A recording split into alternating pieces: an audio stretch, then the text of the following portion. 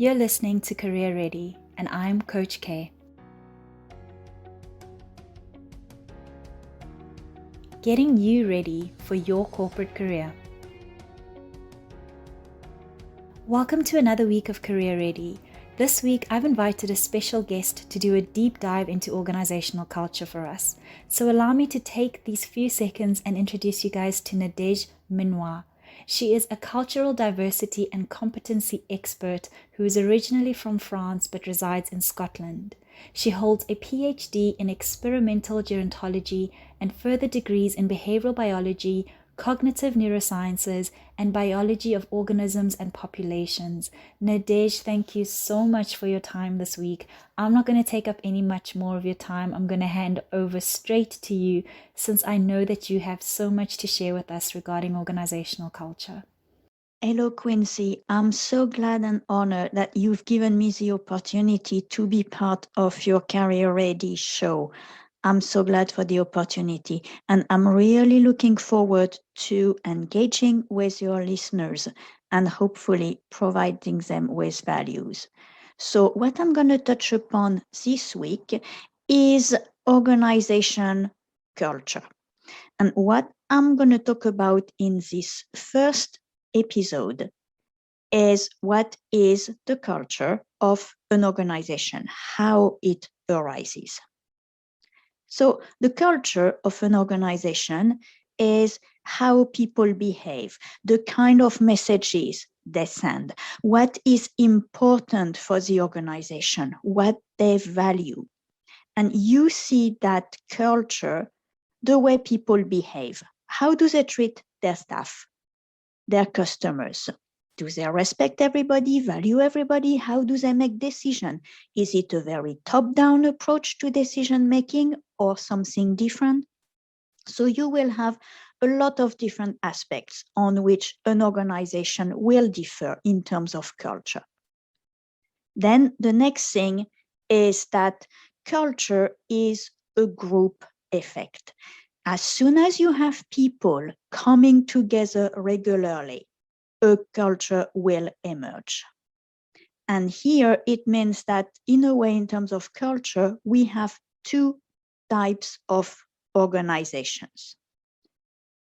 And the first type is when culture has evolved organically, if I can say. In other words, culture is just a result, a coincidence, if you want, of all the individual cultures of the people in the organization. It has grown arms and legs. It hasn't been kept in check. And the trouble with that is that it is not defined. And within that culture, you will usually find a lot of behaviors and communication that you'd rather not see in an organization. It can be not a really good customer service, for instance. It can be discriminating against some of the staff. On the other hand, you have the organizations who have defined, designed, and implemented their own culture. They thought about what they wanted to see, what they wanted to feel, what they wanted to behave when in the workplace, how they wanted staff to feel and to behave, how they wanted to behave and communicate with their customers, collaborators, suppliers, investors, you name it. And from then, they have these very strong guidelines and behaviors that people in the organization follow. And that organization speaks with one voice.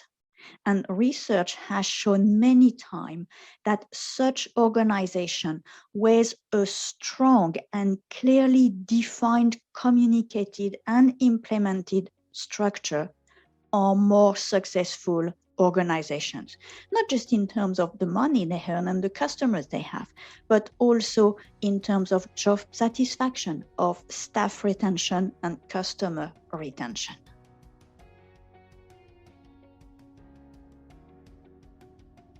If you want to learn more about culture and its impact, not just for your career, but your personal development as well, then several ways to contact me to discuss about it.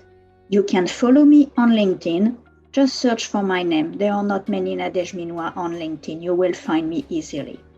Another way is to look at my website, www.coaching-vision.com. Or you can also send me an email at nadege@coaching-vision.com. I'm looking forward to discussing with you.